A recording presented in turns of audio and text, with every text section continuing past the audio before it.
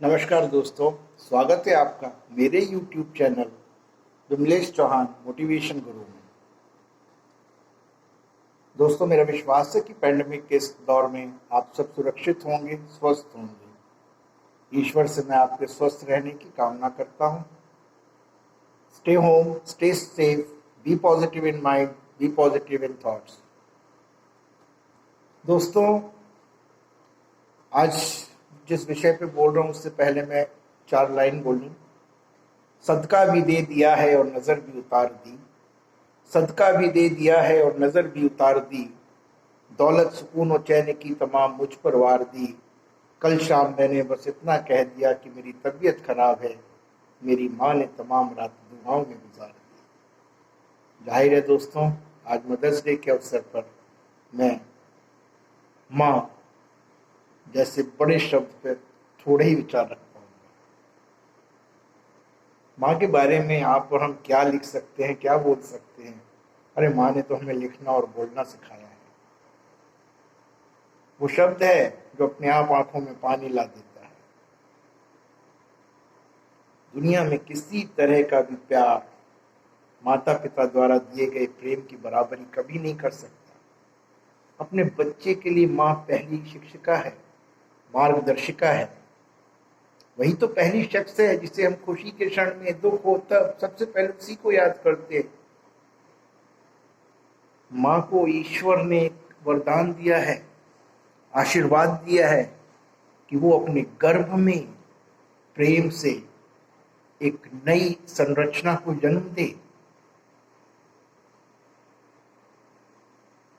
माँ के बिना हम अपने जीवन की कल्पना भी नहीं कर सकते हैं। इतना दर्द और पीड़ा सहन कर हमें इस दुनिया में माँ लाई, शुक्रगुजार हैं उसके।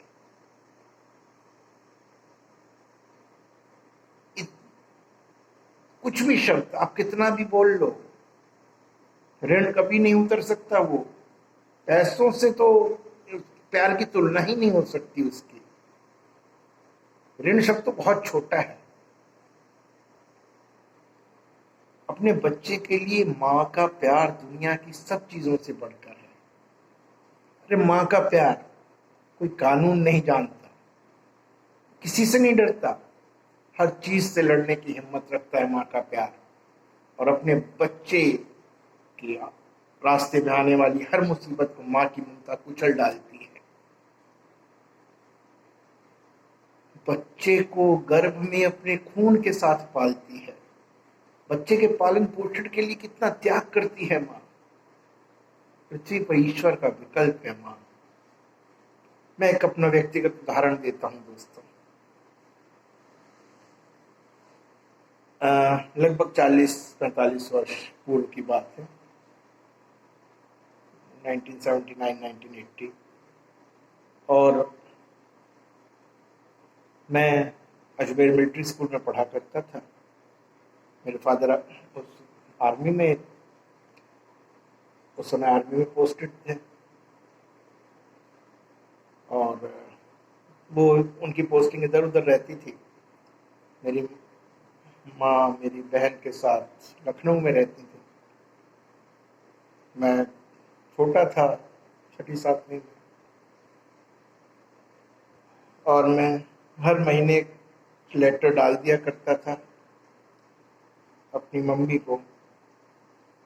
पता है पिताजी तो आ नहीं पाएंगे, तो मम्मी को एक पत्र डाल देता था कि इस महीने को, इस संडे को, इस तारीख को आप मेरे से मिलने आ जाना। अगर आप नहीं आई तो मैं स्कूल से भाग के घर आ जाऊंगा। दोस्तों, मैं अजमेर में पढ़ता था, मम्मी लखनऊ में रहती थी। कि मैं स्कूल से भागकर घर आ जाऊंगा, ये कर लूंगा, वो कर लूंगा, और तमाम जितने भी इमोशनल ब्लैकमेल्स होते थे वो सब मैं लिख देता था। दोस्तों, पत्र पहुंचते हर बार एटलीस्ट क्लास 6 और 7 तक का मैं पूरे भरोसे के साथ कहता, जब मैंने वो खत लिखा, मेरी मम्मी उसी तारीख को, उसी संडे को अकेले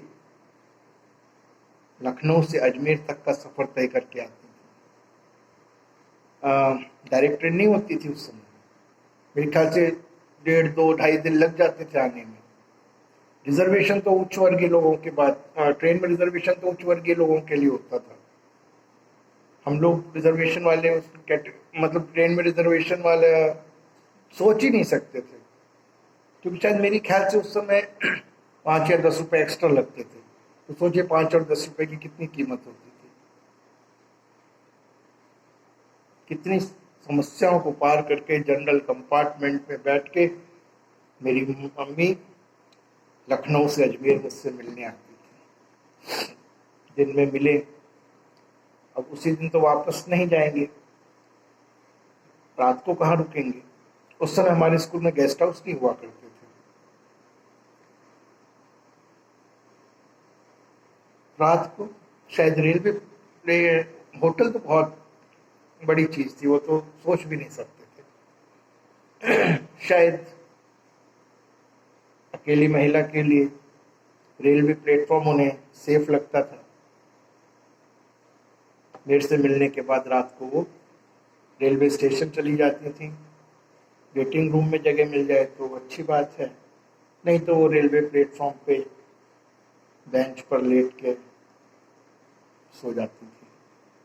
अगले दिन सुबह फिर मुझसे मिलने आती थी और फिर वापस लखनऊ चली जाती थी। ये सिलसिला लगभग 1 2 वर्ष चलता रहा। उस समय मैं इस चीज नहीं सोच सकता था, लेकिन आज मैं ये सोचता हूँ कि कितनी परेशानियों का सामना करके वो आती होंगी। मैं तो बस एक चिट्ठी डाल देता था कि ये हो जाना चाहिए। कहने का मतलब ये है दोस्तों कि एक माँ है जो हमारे लिए कुछ भी करने को तैयार रहती है। और आज भी आप कितने भी बड़े हो जाएं, लेकिन उनकी नजरों में तो छोटे ही रहेंगे हमेशा, और मैं छोटा ही बना रहना चाहूंगा।